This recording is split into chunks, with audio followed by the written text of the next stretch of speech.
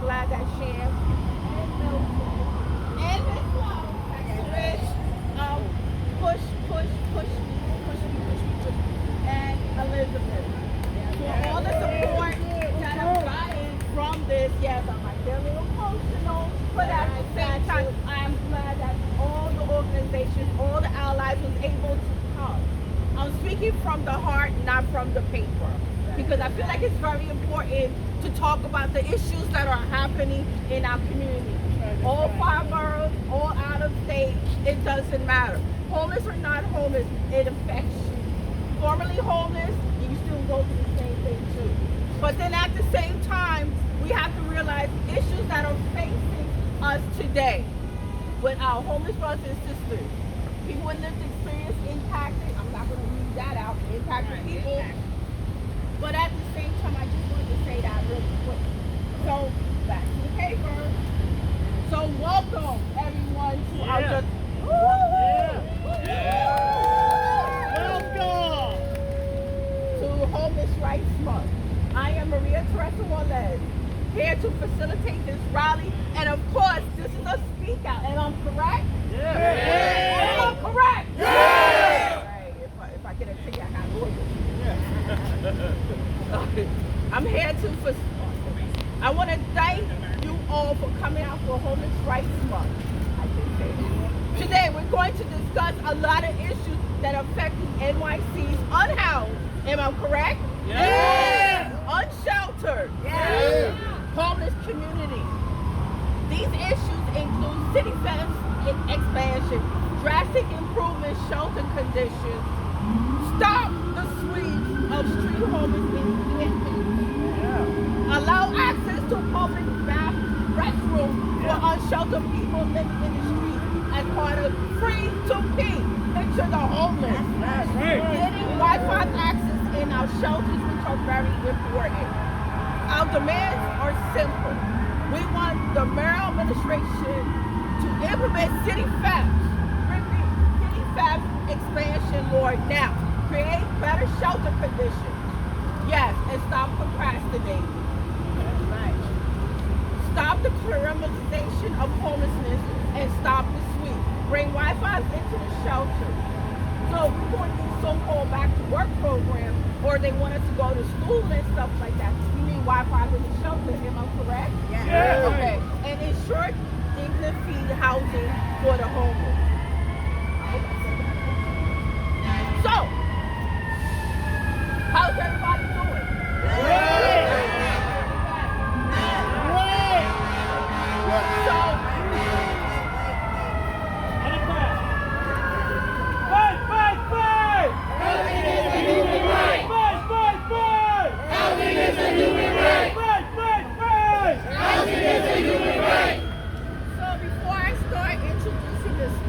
Everybody okay? Yeah. Handling the heat, right? Yes.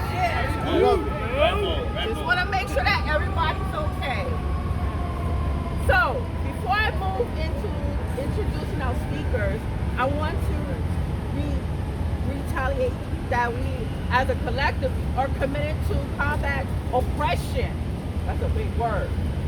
In all forms, including racism, sexism, ableism, homophobia, transphobia, Islamophobia, xenophobia, and other forms of violence. I just want to make that clear. That's part of our community agreement. Yes.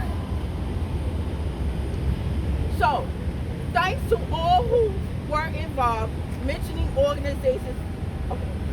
So, SMP. Yeah. Housing Works. Yeah! Whole organization. You know it. In the house. Yes. Okay. I said Vocal. Yeah!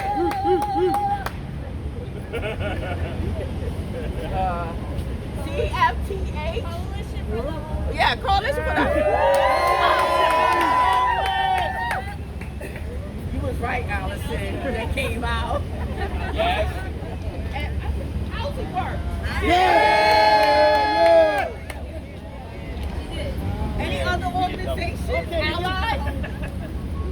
Picture the homeless. Yes, picture the homeless. Always.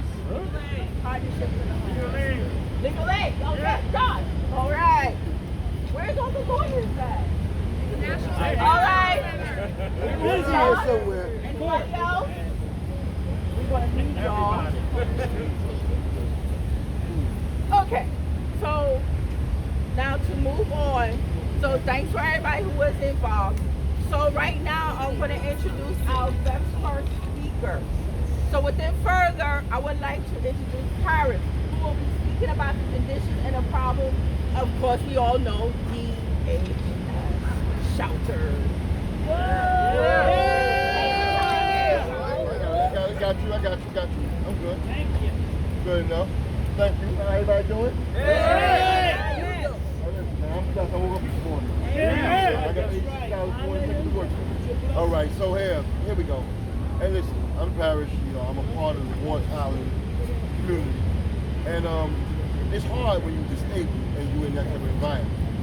See, when I first went there in 2021, I was using the cane. But what happens is the system, the way it's set up, there's no distinguishment of who you put together into the unit. And one thing we know about people, you could put two people together over a period of time, these two things are going to happen. You're going to find something they like about each other or find something they don't like about each other. That's just human nature. What happened, I had a roommate, he didn't want to take showers. He seen I was disabled one day, he took my cane out, he attacked me, and I went from having a cane to now being in a chair. When I returned back to the shelter system, one of the places I went to, again on Ward Island, now I had a wheelchair, but they didn't have no ramps there. It wasn't really accessible for someone with disability. So I argued, I fought, I passed the information off to a lot of organizations I'm connected with. One of them, the Policy for the Homeless. One of the individuals over there, Miss Mary, she's not here today, but she assisted me in getting these things changed over. And you had a lot of people that actually that was over there told me, you know what? I'm glad you're here. I'm not glad you're here because of that, but I'm glad you're here to make a difference. And that's basically what happens. And I think that a lot of things, we look at the problems that's in the shelter system, and we quick to point fingers. Well, we know what the problems are. What are the solutions? Solutions are getting people in there that's more equipped to sit there and handle people's cases. To get there and have people start treating you like a human being, as opposed to you as someone who just a low life, like you don't count. Because I'm here to give a voice to the voiceless. There's a lot of people that's in that shelter system that they think they don't have a voice. A lot of people is being attacked in there. I just watched the other day, a couple bugs beat somebody up on the bus. They put you in there like sardines. Like I said, we know the problems, man. I hope that everyone's out here today, they understand that, listen, independently, we may accomplish a lot. We have different organs moving in the right direction, but when we work together as a unit, the possibility for success is endless. Our condition will change, we make them change. And that's all we have to say. Yeah. Thank you.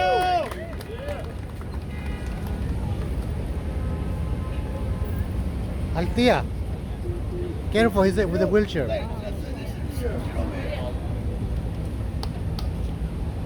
Give me 1 minute. What do we want?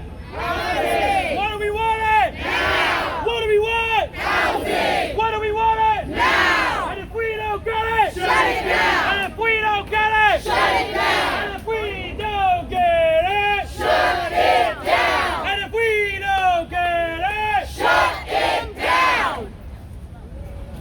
Thank you. I know there were some latecomers that came through, so thank y'all for coming out.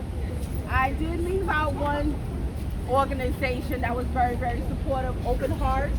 Open hearts. Oh. Yes. Okay, I'm glad they came out. Thank you. Don't forget the lawyers. Yeah. So the next brother that's going to speak will be Derwin. Speaking on right to shelter, the parallel shelter system for immigrants and asylum seekers who arrived after March 2022. All right.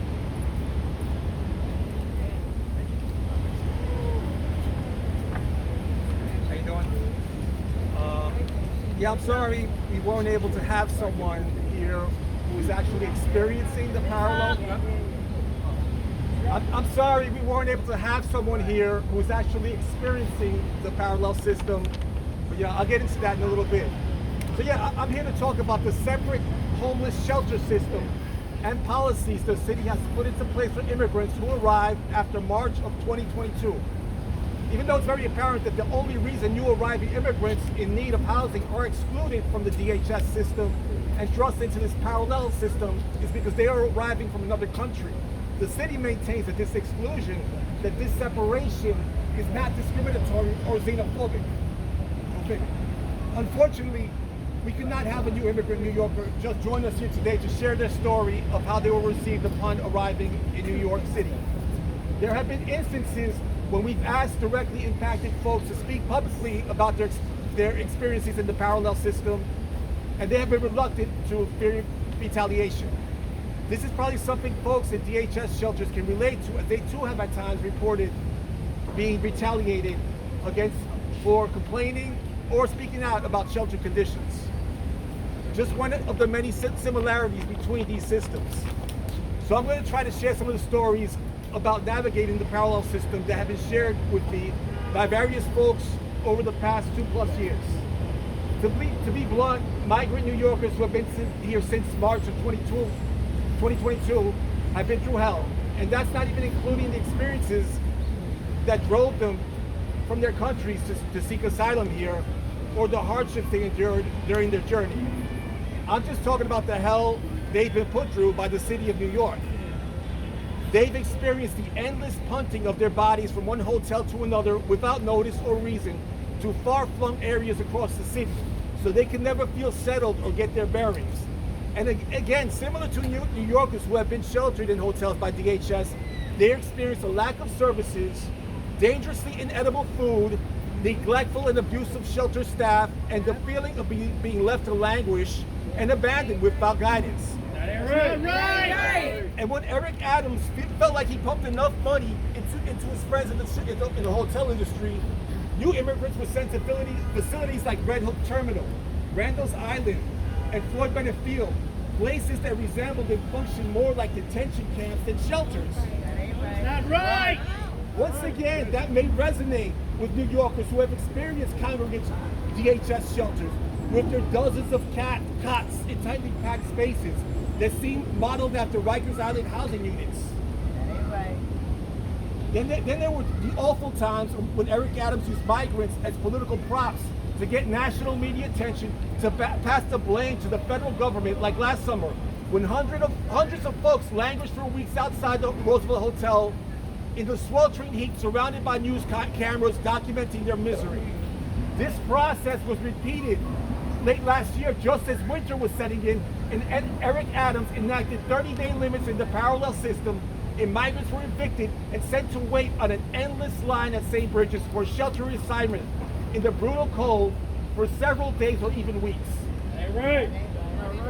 Once again, this unfolded in the media spotlight, so Adams could shift blame for this crisis to DC and the migrants themselves. This too should resonate with New Yorkers in DHS shelters and folks receiving public assistance, as they have often been scapegoated by politicians and the media as the problem, turning public sentiment against them while they are simply trying to survive in a city that is cruel to its poor. So all the while, new immigrant New Yorkers were going through this mistreatment and mismanagement of the parallel shelter system, and was still under the supposed protection of right to shelter. A few months ago, that rug was pulled out from under them when Eric Adams struck a deal to preserve right to shelter by excluding immigrants who arrived here after March of 2022. That ain't right. Almost immediately, the city put a plan in place to permanently evict migrants from their care after 30 days for single adults and 60 days for youths. They did implement a confusing point system for folks to prove extenuating circumstances to extend their stay. but very little support to help them gain those points. Then the focus for extension seems to have shifted to favor migrants who can prove they have begun the asylum-seeking process, but again, with little support from the city to help them in the process. People are already slipping through the cracks into street homelessness. If that is not by design, then it is with little care for those who will be harmed by the failures of this system. This disregard for their well-being and seemingly intentional ineptitude is something that folks who are forced to rely on DHS and DSS know all too well. The reasons why I keep pointing out the similarities between these two systems and the at-risk populations they serve is because the mayor and other reactionary figures have spent a lot of time and effort creating division between them. And unfortunately, this propaganda has taken root in communities that have also experienced neglect and scapegoating. That's right. Folks who have suffered for years in the DHS shelter system have to ask themselves, if the city has been ignoring their struggles way before the migrants arrived, what makes them think they will change if they were to suddenly leave today? Yeah, that's right. That's right. More likely, the blame will shift back to New Yorkers in the shelter system. 30 more seconds, boss. We have to stop pointing fingers and start building solidarity with each other, with those both in shelter systems, with unhoused on the streets, and folks fighting eviction in housing court and struggling to make rent. Then we can point our fingers at the predatory housing system and the people who have been profiting off it for too long. That's right. Fight, fight, fight! Fight, fight, fight! Housing is a human right. Fight, fight, fight! Housing is a human right. Fight, fight, fight! Housing is a human right. Just how? I haven't read it yet. Wait till I get my rep on. Who's next? Okay. I'm so sorry. I was about to say. Okay, who's Does next? anybody need a break? No, no. Keep going. Y'all good? All right. I'm just asking. I'm being respectful.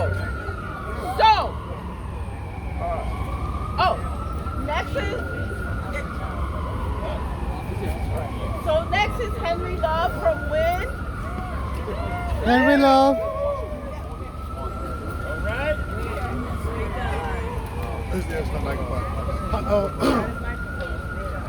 Hello, my name is Dr. Henry Love. I'm the Vice President of Public Policy and Strategy at WIN, the nation's largest homelessness provider. Each night, a staggering 7,000 people call WIN home. The city is facing an unprecedented number of people experiencing homelessness. Over 150,000 people are in shelter. 50,000 more people than in the population of the capital, Albany. It has never been this many people in shelter. Space is incredibly scarce. The city is resorting to options that do not meet the basic needs. The council last year took bold action to get ahead of this crisis, ensuring preventative assistance is available to New Yorkers at risk of eviction, ensuring that those already in shelter can more easily get from work authorization, and ensuring the full fair market value of vouchers can be used towards rent. The mayor is lying. He's inflated $17 billion figure is not based on empirical data, nor do experts agree with the administration's analysis. Last year, WIN released a report that estimates that the bills prevent are costly and inhumane on homelessness could save the city over $700 million a year and help nearly 92,000 New Yorkers maintain housing. Mr. Mayor, why do you want tens of thousands of hardworking New Yorkers, including children, the elderly, to become homeless? Mr. Mayor, why do you think some New Yorkers are more deserving of others for a home? Mr. Mayor, why don't you want to do the humane and fiscally responsible thing by implementing the city FEP's expansion?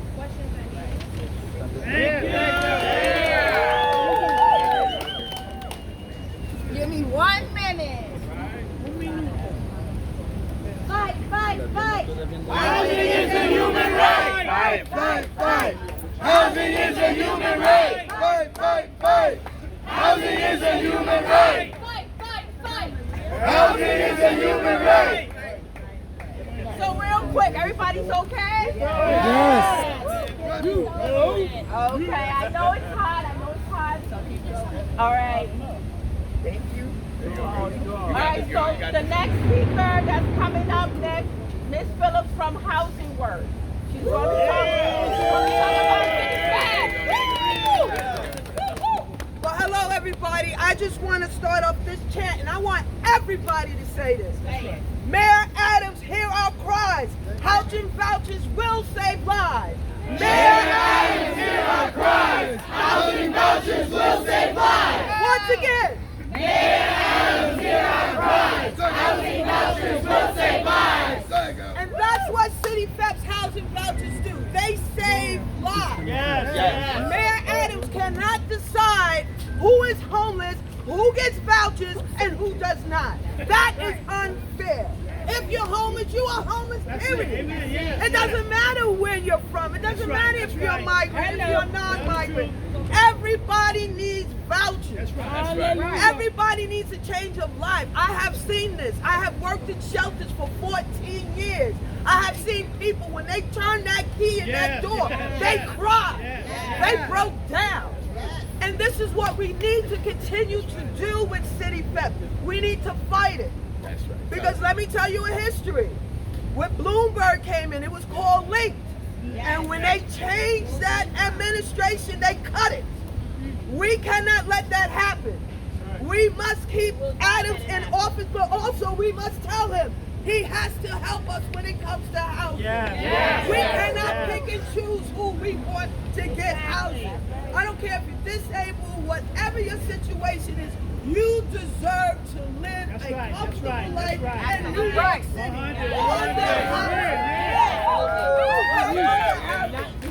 What we need to continue to fight. We need to continue to help our people. We need to help them with the struggle. Because this is a struggle. And it's a fight. And not only that, it's a war. It's a housing war. And that's how we have to look at it. Other countries are warring, but we have a war right here. That's right. Tell them. Backyard. And it's about housing. So I like for everybody, anytime you have a situation where you can help a client out with the City FEPs, please help them. Because another thing, a lot of them don't know where to go. The migrants don't know where to go. They don't know where to reach out. We have to help them. Okay? And that's it. Thank you.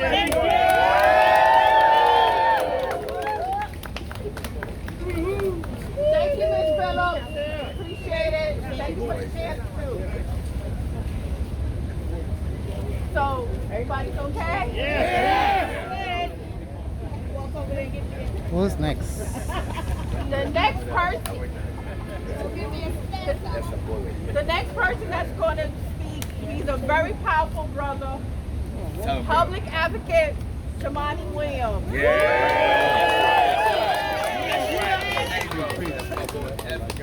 Peace and blessings, love and light to everybody. Thank you so much for being here. Thank you that people remember all New Yorkers, including our unhoused New Yorkers. I always try to point out that too often people say they want to solve the homelessness problem when they mean they don't want to see homeless people. And those are two different things. And one actually can help people, and the other one just shifts them around and criminalizes them for not having a home. I was very saddened when I saw our Supreme Court seem to side with this administration that it's okay to criminalize people simply because they don't have a place to live. And I'm hoping that the administration will learn just because it is legal to do something doesn't mean that you should do it. It doesn't mean that it is a moral thing to do. It doesn't mean that it actually helps solve the problem that we have. We, for far too long, decades, have not listened to people when we're saying housing is a human right, and housing is something that we should have been paying attention to a very long time ago. Unfortunately, what we saw was people who benefit, who make money off of people being homeless, who make money off exorbitant rents, donate money to elected officials to continue a system that gets some folks rich and other folks criminalized because they can't survive. That ain't right. So what we need is a true plan. We put out a plan in 2022. I know the Vocal has a plan. All of these plans center around getting what folks need, which is housing. They need a place they can go to. at a price point that they can afford, and supportive services if that's what they are dealing with. If you don't provide that, what happens is you have people in the street. We knew that. And I also just want to message long-time New Yorkers who've been here for a very, very long time. I want to make sure they don't make a mistake and be angry at people who are not the reason why you're not getting the services that you need. The day before the first migrant shelter came here, there were over 65,000 people in the homeless shelter who had been there for years. Every night. So I'm asking longtime New Yorkers who have a real gripe for not getting what they deserve, but make sure your anger is targeted to the people who didn't provide your services, not to human beings who are trying to do everything that human beings do. Don't let people use your anger to have people who have little fighting people who have none. There are people in high places, people with a lot of money, who can make services, who can make policy to make sure we all have what it is that we need. And had we done that a long time ago, we wouldn't be in this situation. So let's get care, not cops. Let's get housing and supportive services. We have the money to do it. We need the political will. Thank you so much. Peace and blessings.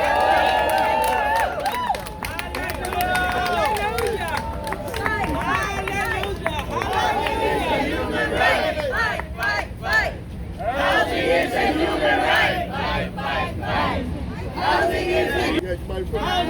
human right.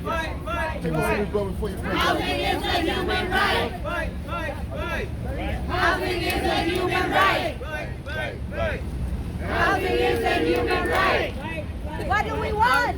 Housing. When do we want it? Now. What do we want? Housing. When do we want it? Now. If we don't get it, Shut it down. if we don't get it, Shut it down. if we don't get it, Shut it down. Thank you. Shut them down.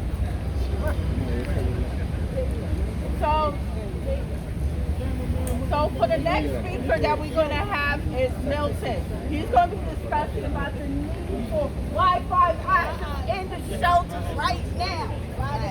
Go, Milton. Can we get a people inventing chance? I want to invent one right now. And it goes like this. Thank you, Maria. Thank you, Shams. Maria, thank you, Chance. Thank you, Maria. Thank you, Shams. Thank you, Maria, thank you, Chance. July is Homeless Rights Month. July is Homeless Rights Month.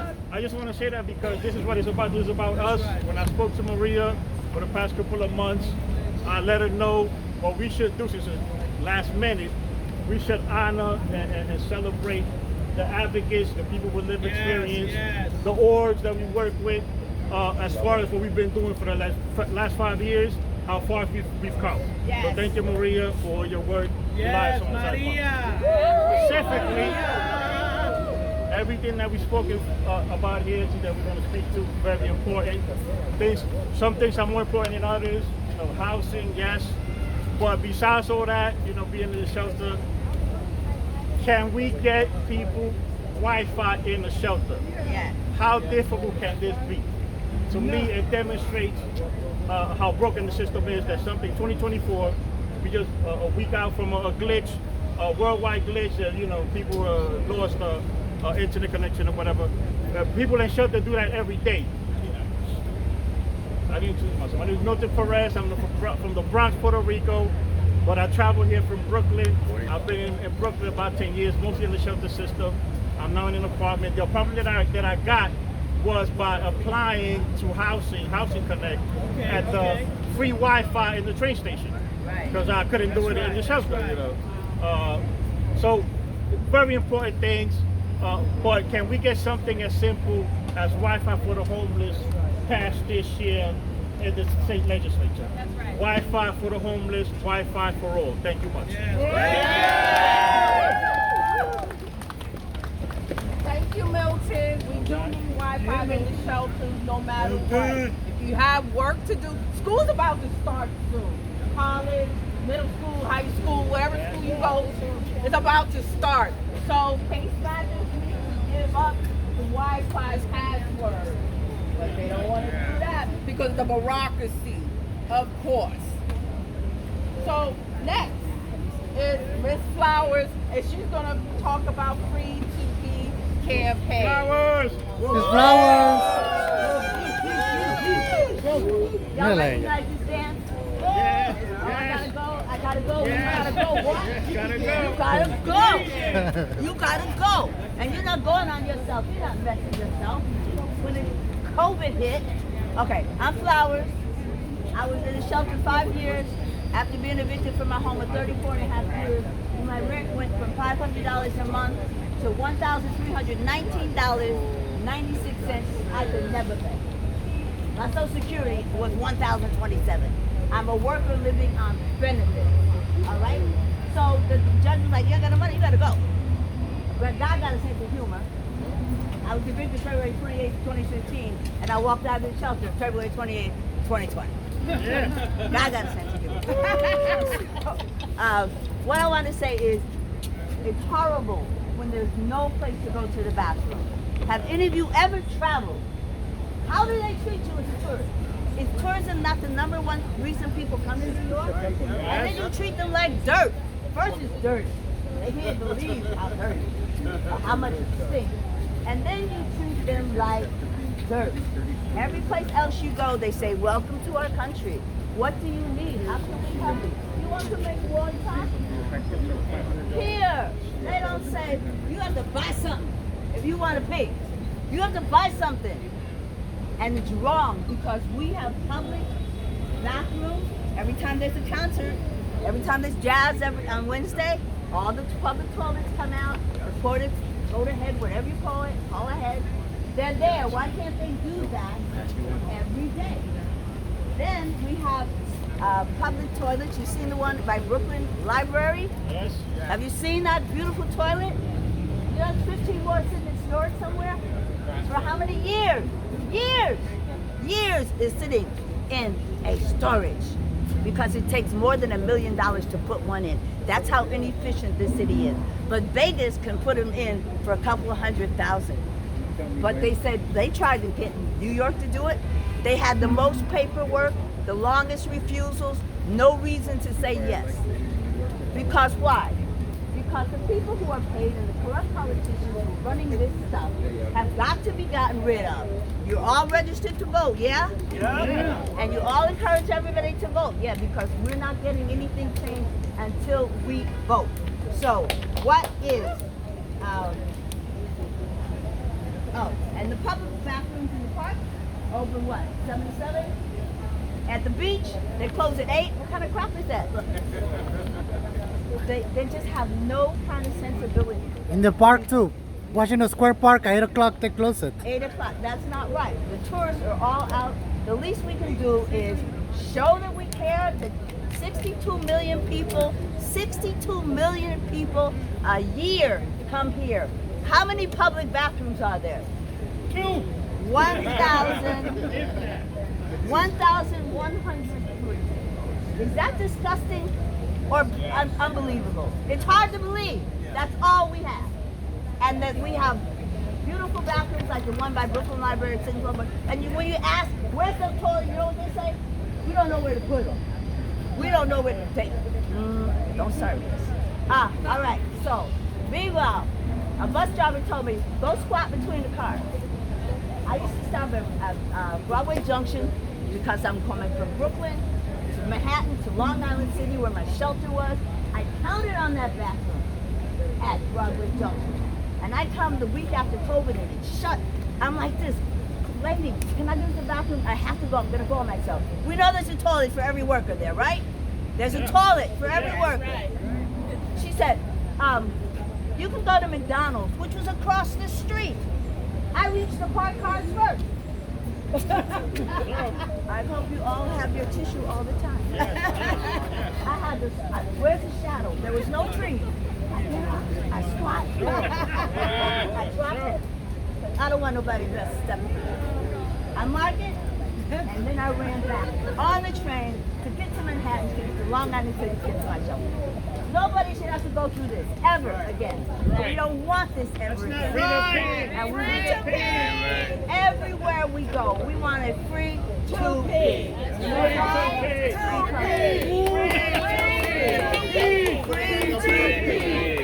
know what? You're human and you deserve it. That's right. You need to be treated like human. And not, wait, I felt like a dog curbing myself. Free the pig! Free the pig! That's real. Mic check. Mic check. Is everybody okay?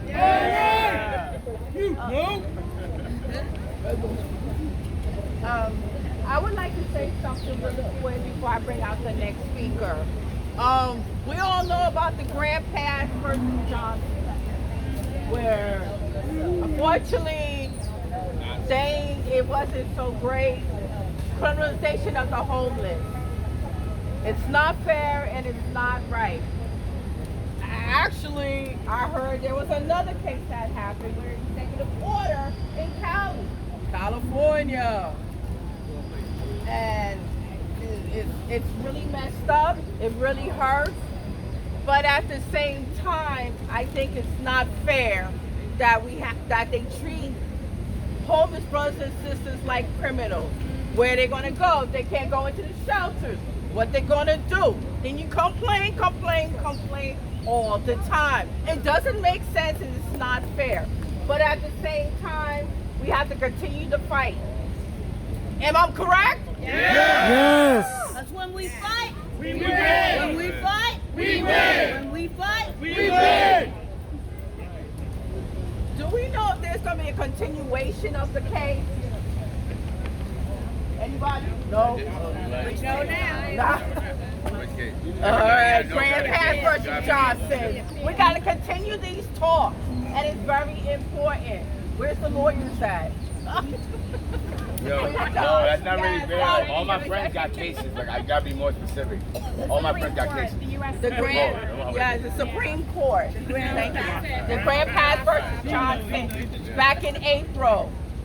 That said it's illegal to sleep in public. Yes. It's legal to get arrested in jail. That's the thing. And that's going to trickle down to other states. And no, we're not having that. Yeah, I've been locked up for that. Shit. It's unhumane. Also, I want to make a quick little announcement.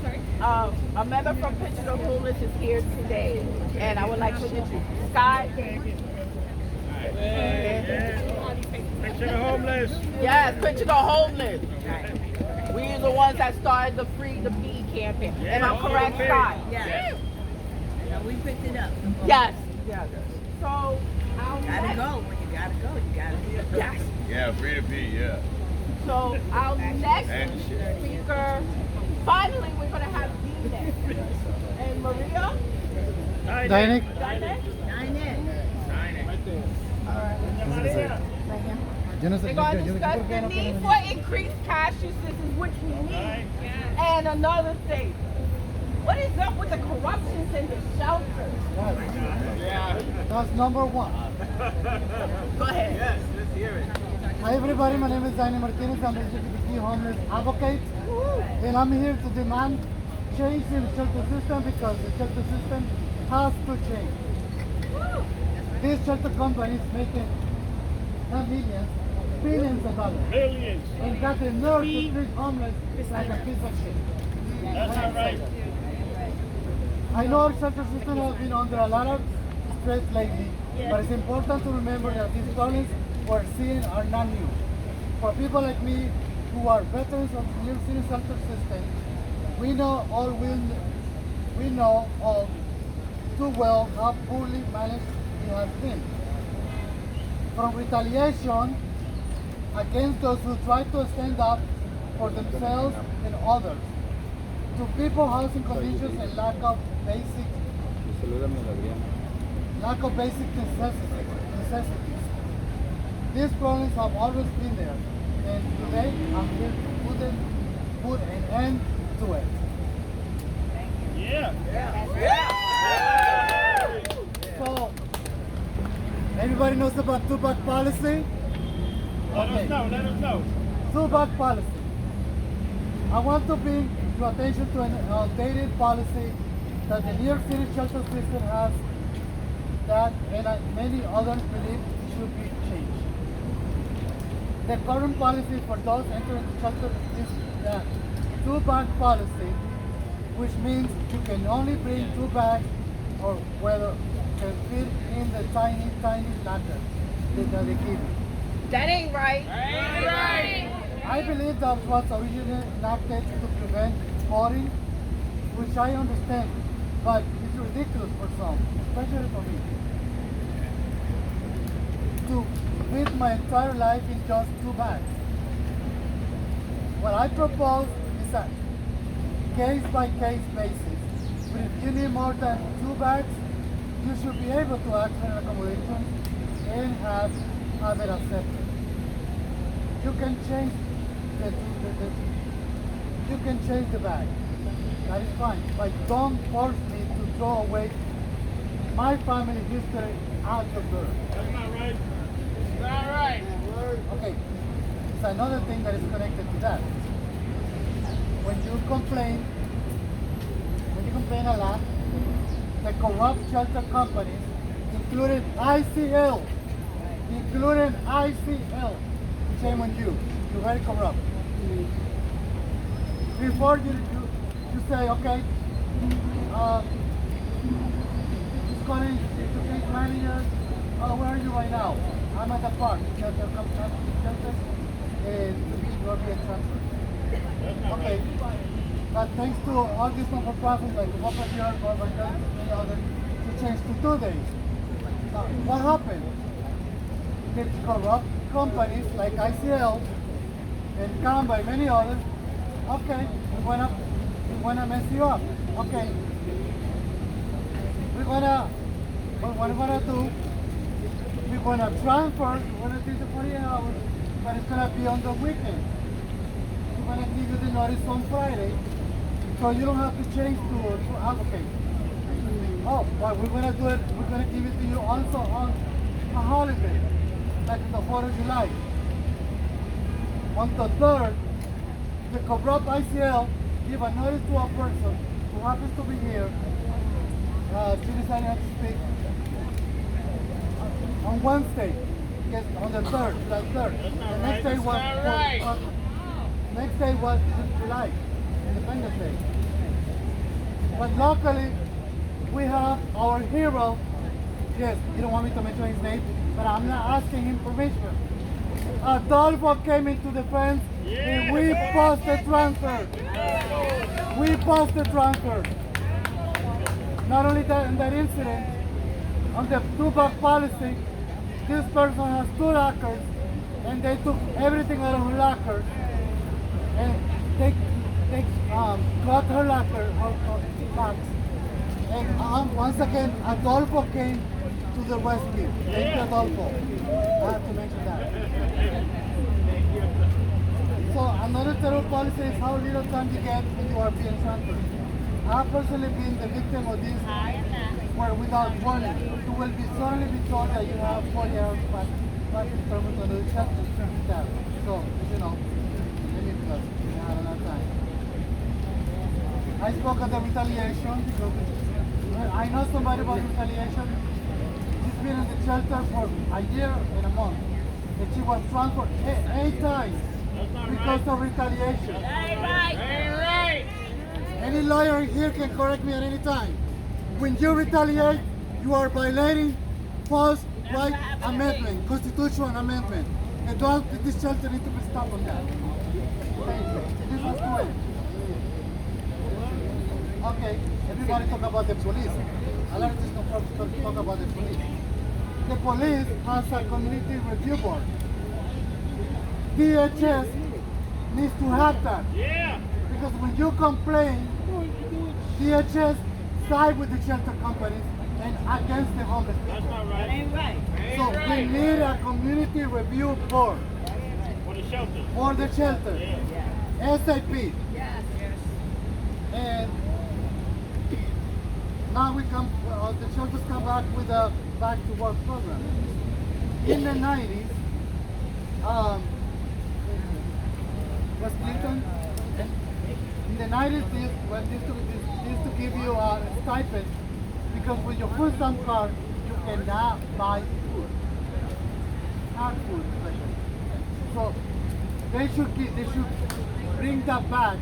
Okay, they bring it back to work. Okay, but bring back also the stipend. So people, while they went on the program, before they get the paycheck, because when you start working, the first week you don't get paid. So you need stipends so you can buy cars. So, and that's it. And President Martin, thank you everyone for your time once again. I will not remain silent. I will not remain silent. Not remain silent. Not remain silent. We come for you, ICL. Thank you.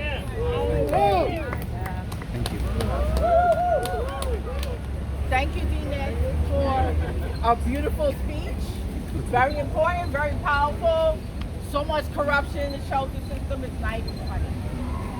But anyway, I just like to say one thing. I know there's been things going on dealing with the asylum seekers / immigrants or the migrants. There is a myth bust documentation. So if you want more information about the asylum seekers and the immigration, we do have it right here. Also, I would like to thank Safety Net Project at the Urban Justice Center, Safety Net activists at the Urban Justice Center for being very supportive of me and helping me out with this. But then at the same time, I like to thank Voco, Win, Coalition for the Homeless, Open Hearts, Housing Works, Picture the Homeless, yes, Picture the Homeless, and Housing Works, Yeah, there you go. and of course the lawyers, John, yes, Legal Aid, and National Coalition Homelessness Law Center. You got it, it's my girl. Homeless Law Center. And of course the youth are here. So I would like to say thank you very much for everybody coming out today, and I really do appreciate this. And I would like to thank Sham, number one, Milton, okay, Thank you, Maria. and Miss Flowers and Elizabeth. Thank you. We gotta keep the fight on. What do we want? Housing. When do we want it? Now. What do we want? Housing. When do we want it? Now. We don't get it. Shut it down. We don't get it. Shut it down. We don't get it. Shut it down. Folks from Housing Works, do you mind coming towards me? Hold them out.